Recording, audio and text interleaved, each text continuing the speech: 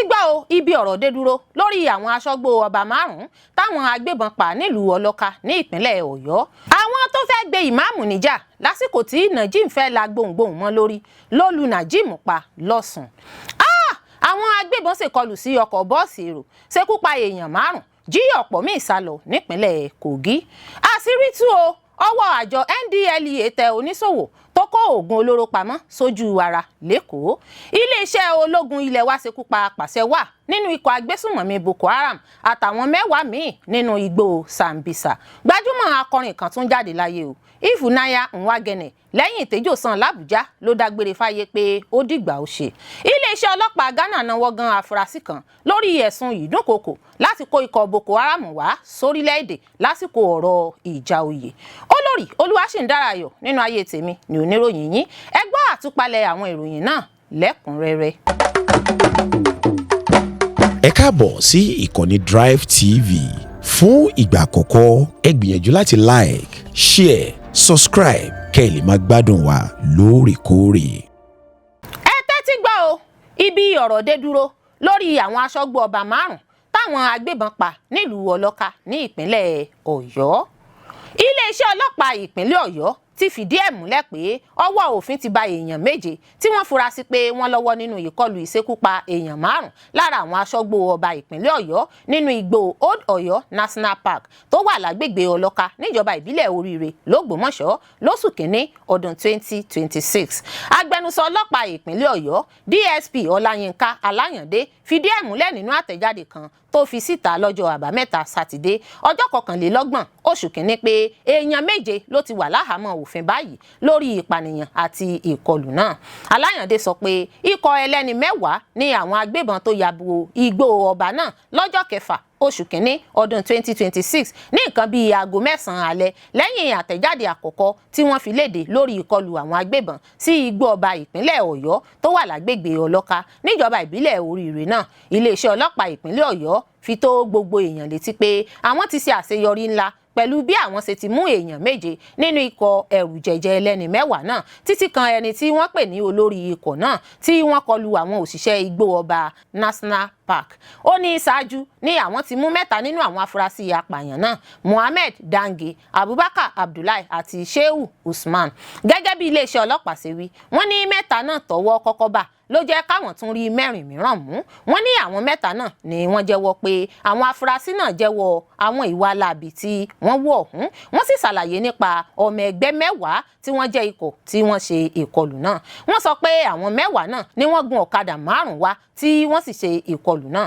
wọ́n ní èrò àwọn tẹ́lẹ̀ ní láti fipá tú àwọn ọmọ ẹgbẹ́ wọn tí wọ́n mú ní ìgbèkùn sáhàámọ́ àwọn aṣọ́gbó nínú igbó ọba fún ẹ̀sùn ọ̀daràn ọlọ́kan-ò-jọ̀kan èyí tí wọ́n rí ṣe lásìkò ìkọlù náà.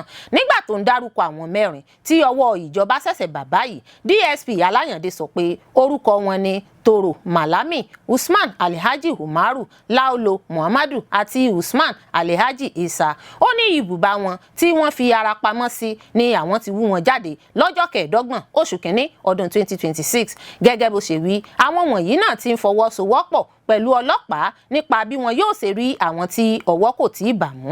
tẹ́ ò bá gbàgbé ìkọlù burúkú náà wáyé nígbà tí ọdún tuntun yìí ṣẹ̀ṣẹ̀ bẹ̀rẹ̀ ọjọ́ 6 nínú oṣù àkọ́kọ́ ọdún 2026 ni wọ́n fi alẹ́ bojú yabo igbó ọba náà wọ́n sì yìnbọn pa aṣọ́gbó 5. ṣáájú ni a ti kọ́kọ́ mú ìròyìn náà wá pé àwọn agbébọn ṣe ìkọlù sí ọ́fíìsì àjọ aṣọ́gbó ọba tó wà ní agbègbè ọlọ́ka ìjọba ìbílẹ̀ oríire nípínlẹ̀ ọ̀yọ́. ìkọlù náà tó wáyé ní nǹkan bíi aago 9 alẹ́ ọjọ́ ìṣẹ́gun Tuesday ọjọ́ 6 oṣù kínní ọdún 2026 ṣokùnfà ikú aṣọ́gbó 4 tí ẹnìkan sì wà ní ẹsẹ̀ kan ayé ẹsẹ̀ kan ọ̀run àmọ́ tí ẹni náà padà kú.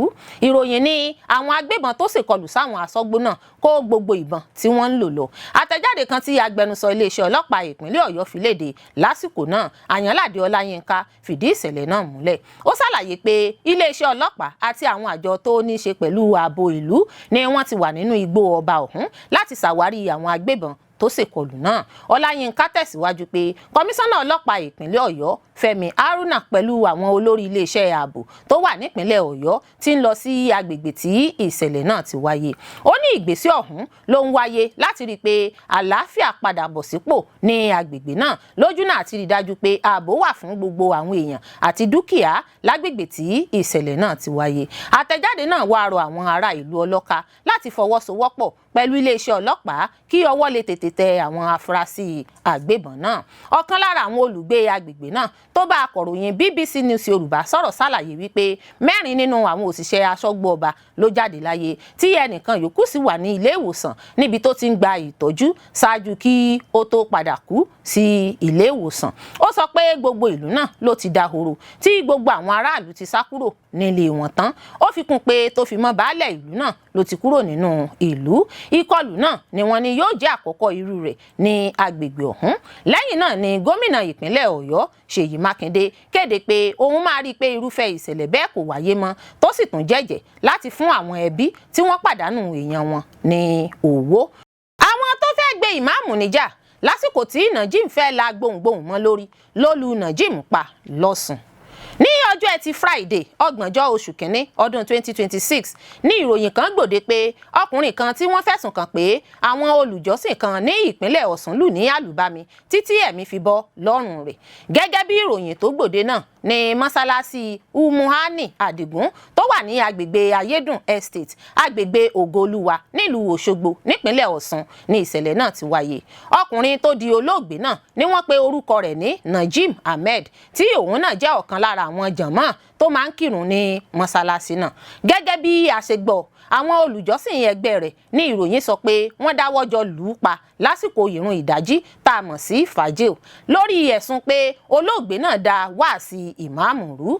Ẹni tí ìṣẹ̀lẹ̀ náà sojú rẹ̀ sọ fún àwọn akọ̀ròyìn pé Najim Ahmed ló kọ́kọ́ dojú ìjà kọ ìmáàmù mọ́sálásí lásìkò àdúrà ìdájí. Èyí sì ló mú kí àwọn tó wà ní agbègbè náà pinnu láti gbé ìmáàmù níjà. Ìjà ìmáàmù náà ni wọ́n gbé tí wọ́n fi lù yàn pa. Ládùúgbò tí ìṣẹ̀lẹ̀ náà ti gbé ṣẹlẹ̀ ní gbogbo ibẹ̀ pa lọ́lọ́ tí kò sì fi bẹ́ẹ̀ sí lílọ bíbọ̀ àwọn èèyàn. Bákan náà ni àwọn ọlọ́pàá wà ní gbogbo agbègbè náà láti rí i dájú pé ẹnikẹ́ni kò da omi àlàáfíà agbègbè náà rú.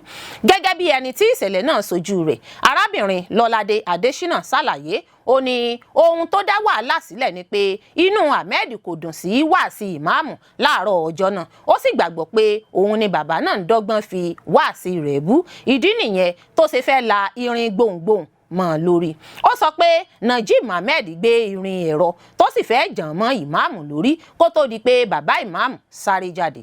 Ó ní lójijì ni àwọn tó wà nínú mọ́sálásí gbé Ahmed bọ́ síta tí wọ́n sì bẹ̀rẹ̀ sí ní lù ú. Ó fi kún pé bí ìṣẹ̀lẹ̀ náà ṣe ń lọ lọ́wọ́ làwọn kan lọ fi ọ̀rọ̀ náà tó àwọn ọlọ́pàá létí ní àgọ́ ọlọ́pàá Àtaọ́jà Police Division. Arábìnrin náà tẹ̀síwájú pé àwọn ọlọ́pàá ló gbé olóògbé náà lọ sí àgọ́ wọn nígbà tí wọ́n rí wípé ẹ̀mí ti fẹ́ bọ́ lẹ́nu rẹ̀ látàrí ọ̀pọ̀lọpọ̀ ìyà tí wọ́n ti fi jẹ. Wọ́n sáré gbé e lọ sí ilé ìwòsàn. Bí wọ́n ṣe gbé e dé ilé ìwòsàn ni àwọn dókítà sọ fún wọn pé ó ti dákẹ́. Nígbà tó ń fi ìdí ìṣẹ̀lẹ̀ náà múlẹ̀ agbẹnusọ iléeṣẹ́ ọlọ́pàá nípínlẹ̀ Ọ̀ṣun Abíọ́dún Ọ̀jẹ̀lábí ní àwọn ti nawọ́ gán àwọn afurasí kan lórí ìṣẹ̀lẹ̀ náà tí wọ́n sì ti wà ní àhámọ́. Ọ̀jẹ̀lábí ní ìwádìí ti bẹ̀rẹ̀ láti mọ bí ọ̀rọ̀ náà ṣe jẹ́ àti pé àwọn ọlọ́pàá ti wà lágbègbè náà láti rí i dájú pé àlàáfíà padà bọ̀ sípò ní agbègbè ọ̀hún. Ó fi kún pé wọ́n ti gbé òkú Ahmed lọ sí ilé ìgbókùpamọ́sí ti ilé ìwòsàn fásitì ìpínlẹ̀ Ọ̀ṣun títí ìwádìí fi máa parí. Lásìkò tí àwọn oníròyìn ṣe àbẹ̀wò sí mọ́sálásí tí ìṣẹ̀lẹ̀ náà ti gbé ṣẹlẹ̀ ńṣe ni mọ́sálásí náà wà ní títìpa lásìkò tí a ṣe àbẹ̀wò síbẹ̀ tí kò sí ààyè fún ìrun kíkí tàbí ètò àdúrà kankan níbẹ̀. Àwọn agbébọn ṣèkọlù sí ọkọ̀ bọ́ọ̀sì èrò ṣekú pa èèyàn 5 jí ọ̀pọ̀ míì sálọ nípínlẹ̀ Kogi. Ó mà ṣe o, èèyàn 5 jẹ́ ṣíṣekú pa ọ̀pọ̀ sì jẹ́ jíjígbé lásìkò ìkọlù sí ọkọ̀ bọ́ọ̀sì èrò Toyota pẹ̀lú nọ́mbà ìforúkọsílẹ̀ ìdánimọ̀ ìpínlẹ̀ Jigawa HJA 687YD lójú ọ̀nà márosẹ̀ Osokoso agbègbè lẹ́bàá ibùdó àyẹ̀wò ológun nípínlẹ̀ Kogi. Gẹ́gẹ́ bí ìròyìn tó tẹ̀ wá lọ́wọ́, ìṣẹ̀lẹ̀ náà wáyé ní déédéé aago 12 òru kọjá ìṣẹ́jú 10 lọ́jọ́ Ẹtì Friday nígbà tí àwọn adìyàmọ́ra agbébọn gbégi dínà wọn lójú ọ̀nà márosẹ̀ tí wọ́n sì dáná ya àwọn ọkọ̀ tó ń rìnrìn àjò.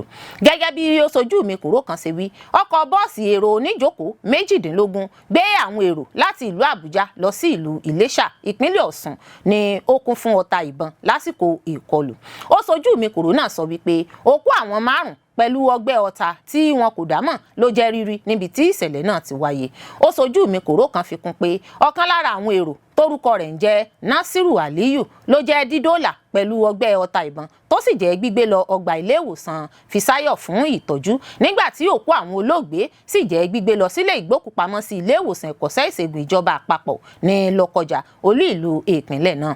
Ìròyìn fi kún pé ọ̀gá ọlọ́pàá DPO ní Ọbájánà darí ikọ̀ àjọ elétò ààbò lọ agbègbè náà fún iṣẹ́ àyẹ̀wò àti ìdóòlà, iṣẹ́ ìréde gbígbọn inú igbó yẹ́bẹ́yẹ́bẹ́ àti iṣẹ́ ìwádìí ìtọpinpin ìtanilólobó ló padà yọrí sí dídóòlà àwọn èrò 14 míì. Orúkọ wọn nìwọ̀nyí: Oríbo Akere, Amsafu Umaru, Mariam Abubakar, Afa Abdulateef, Afa Umani Adamu, Sani Yahya, onímọ̀ ẹ̀rọ Wojúọlá Ọlájídé, Adémọ́lá Ibrahim, Fidelis Ajé, Musa Muhammed, Nehemiah Yang, Kinani Moses àti Simon Obadaya.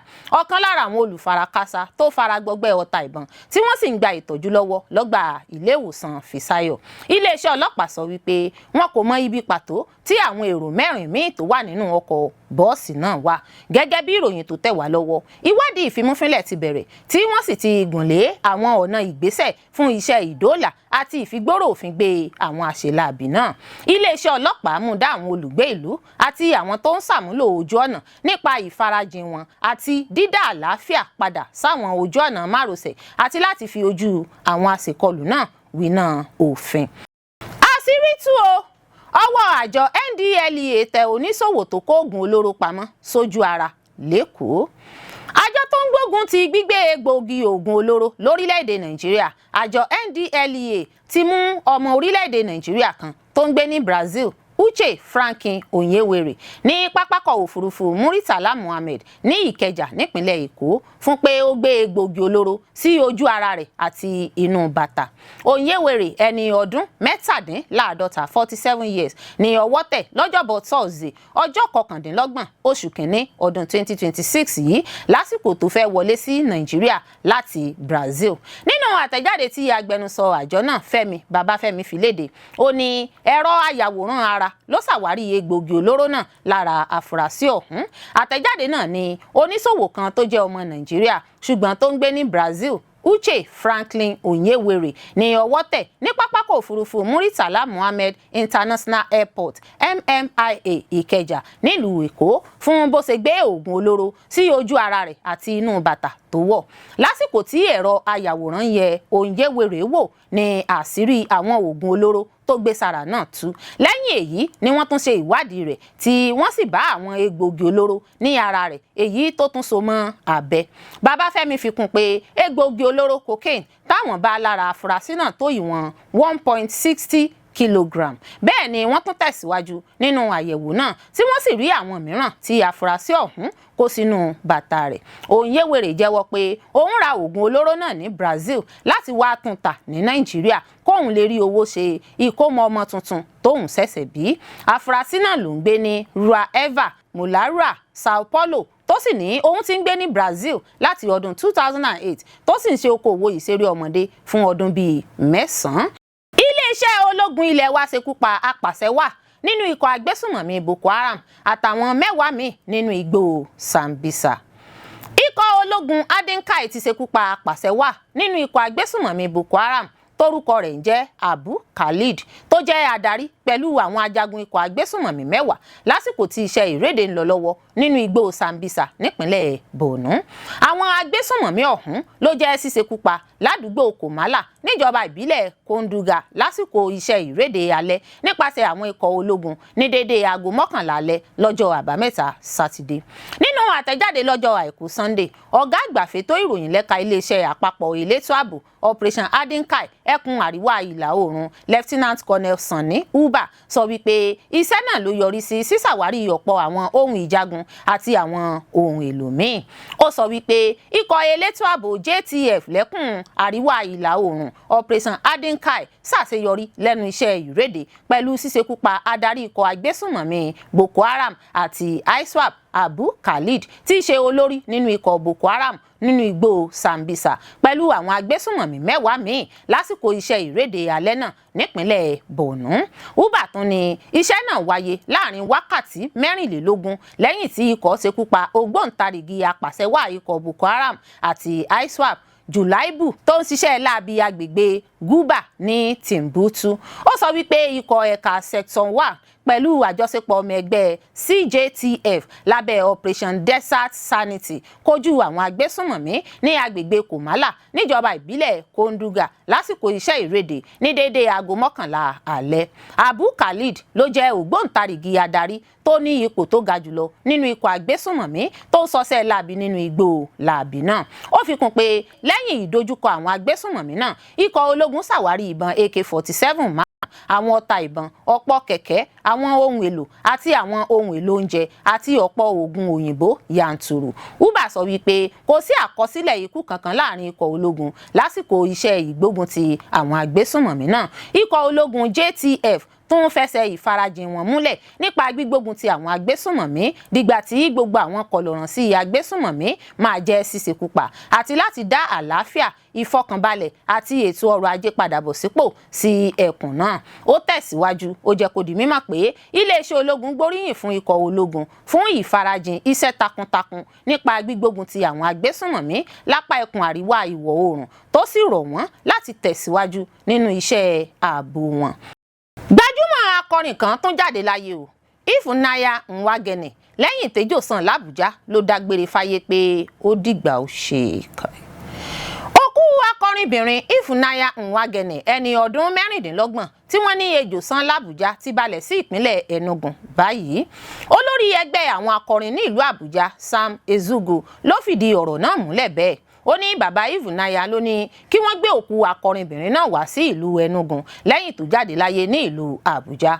Ní òwúrọ̀ ọjọ́ àìkú Sunday ní ìròyìn ikú Ifunanya bẹ̀rẹ̀ sí kàn lórí ayélujára látàrí ìròyìn pé ejò sàn tó sì jáde láyé lọ́jọ́ àbámẹ́ta sátidé.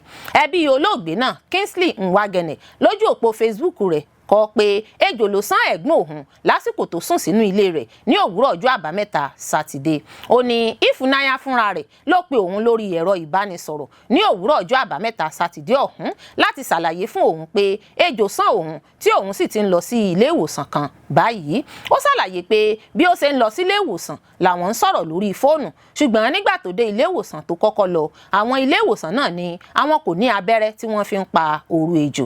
Ó ní síbẹ̀ òun sì ń bá a sọ̀rọ̀ bó tún ṣe ń lọ sí ilé ìwòsàn míì. Ilé ìwòsàn kejì tó lọ ló jẹ́ ti ìjọba tó sì débẹ̀ ní nǹkan bíi aago 10 òwúrọ̀. Ó sọ fún un pé àwọn dókítà béèrè àwọn ìbéèrè kan lọ́wọ́ òun tí wọ́n sì ní àwọn máa fún un ní àwọn abẹ́rẹ́ kan. Kingsley fi kún àlàyé rẹ̀ pé àwọn dókítà ló yọ aṣọ tí Ifunanya fi so ibi tí ejò ti sàn tí ọkàn sì ti ń balẹ̀ pé yóò rí ìtọ́jú tó péye nílé ìwòsàn náà. Ó sọ pé lẹ́yìn tí wọ́n fún Ifunanya ní omi nílé ìwòsàn náà ni kò lè sọ̀rọ̀ dáadáa mọ́ tí òun sì pa fóònù láti fún un láàyè láti lè gba ìtọ́jú bó ṣe yẹ. Ó ní lẹ́yìn náà ni òun pe ẹbí àwọn kan tó wà ní ìlú Àbújá láti lọ yọjú sí nílé ìwòsàn tó wà. Kingsley ní ìròyìn tí ilé ìwòsàn náà fi síta pé Ifunanya kò tètè dé ilé ìwòsàn ló ṣokùnfà ikú rẹ̀ kì í ṣe òtítọ́ rárá. Nínú ọ̀rọ̀ tirẹ̀, Sam Ezugu sọ fún un pé nígbà tí òun dé Federal Medical Center Àbújá tí Ifunanya lọ, òun bá tí àwọn dókítà ń tọ́jú rẹ̀ lọ́wọ́. Ezugu ní àwọn dókítà sọ fún òun pé abẹ́rẹ́ tó máa ń pa oró ejò méjì ló yẹ kí Ifunanya gbà, ṣùgbọ́n ẹyọ kan ni àwọn ní nílẹ̀. Ó sọ pé òun wá abẹ́rẹ́ kejì lọ ṣùgbọ́n òkú ìfúnnáyà ni òun bá nígbà tí òun fi máa ra abẹ́rẹ́ kejì náà padà dé. Àfi kọ́lọ́run ọba sọ wá kéjọ ayé ó má san wá jẹ. Iléeṣẹ́ ọlọ́pàá Ghana náwó gan afurasí kan lórí ẹ̀sùn ìdúnkokò láti kó ikọ̀ Boko Haram wá sórílẹ̀-èdè lásìkò ọ̀rọ̀ ìjà oyè. Iléeṣẹ́ ọlọ́pàá Ghana ti fìgbóró òfin gbé afurasí kan lórí ọ̀rọ̀ láti kó ikọ̀ agbésùnmọ̀mí Boko Haram wọ ilẹ̀ Ghana lásìkò ọ̀rọ̀ ìjà oyè. Iléeṣẹ́ ọlọ́pàá ṣàpèjúwe ọ̀rọ̀ náà gẹ́gẹ́ bí ìdúnkokò ìrọ́kẹ̀kẹ̀ ńlá tó léwu sí ipò àlàáfíà ìlú àti ètò ààbò àpapọ̀ orílẹ̀-èdè. Afurasí náà torúkọ rẹ̀ ń jẹ́ Rave Asare Kariyama ló jẹ́ nínáwó gan nípasẹ̀ iṣẹ́ ìtanilólobó ìwádìí ìtọpinpin lójúnà láti ṣòfin tòótọ́ àti láti dènà ìtànkálẹ̀ àwọn ọ̀rọ̀ tó lè dá wàhálà rògbòdìyàn sílẹ̀ àti láti dá omi àlàáfíà àti ààbò ìlú. Nínú àtẹ̀jáde kan tó jẹ́ gbígbé jáde síta lọ́jọ́ àbámẹ́ta Sátidé, alukoro iléeṣẹ́ ọlọ́pàá ilẹ̀ Ghana, ọ̀gá ọlọ́pàá Brighty fìdí ìfigbóró òfin gbé náà múlẹ̀. Ó ní àwọn ọ̀rọ̀ tó jáde látẹnu afurasí náà ló ń ru ìbínú sókè pàápàá jùlọ lórí ètò ààbò ìlú lápá ẹkùn náà. Gẹ́gẹ́ bí àtẹ̀jáde náà ṣe wí, wọ́n ní Kariyama sọ ọ̀rọ̀ nípa kíkó ikọ̀ agbésùnmọ̀mí Boko Haram wá sí orílẹ̀-èdè Ghana, èyí tó lè ṣàkóbá fún àlàáfíà ìlú ní Bako àti àwọn agbègbè tó yíká. Ó fi kún pé ìfigbóró òfin gbé náà wáyé lẹ́yìn iṣẹ́ ìtanilólobó ìṣòfin ìtòótọ́ láti tọpinpin àwọn èèyàn tó ń lo àwọn agbègbè láti ṣe ìgbélárugẹ wàhálà rògbòdìyàn, ìdúnkokò àti títan àwọn àtẹ̀jíṣẹ́ náà káàkiri tó lè dákún ìpayà ìbẹ̀rùbojo. Afurasí náà Rave Asare Kariyama jẹ́ fífigbóró òfin gbé nípasẹ̀ ìtanilólobó ìwádìí ìfimúfínlẹ̀ láti ṣòfin tòótọ́ àti láti dènà ìtànkálẹ̀ ọ̀rọ̀ tó lè dá wàhálà rògbòdìyàn sílẹ̀ tàbí dúnkokò mọ́ àlàáfíà àti ààbò àpapọ̀ orílẹ̀-èdè. Iléeṣẹ́ ọlọ́pàá jẹ́ kó di mímọ̀ pé afurasí ti wà láhàámọ́ yóò sì jẹ́ títari lọ ilé-ẹjọ́ níbàámu pẹ̀lú òfin ilẹ̀ Ghana. Iléeṣẹ́ ọlọ́pàá orílẹ̀-èdè Ghana gbé kìlọ̀ kalẹ̀ fún àwọn aráàlú. Ó rọ àwọn aráàlú láti dènà lílo àwọn ojú òpó ayélujára àti àwọn ìkànnì ìbánisọ̀rọ̀ mìíràn pàápàá jùlọ lórí ààbò àti àlàáfíà ìlú. Olórí Olúwaṣìndárayọ̀ nínú ayé tèmi ni oníròyìn yín. Ẹ ṣé púpọ̀ fún gbígbọ́ àti wíwò tí ẹ ń wò wá. Ojú tí ẹ fi ń wò wá kò ní fọ́, etí tí ẹ fi ń gbọ́ wá kò ní di. Láṣẹ Elédùmarè yóò sì dára fún yín.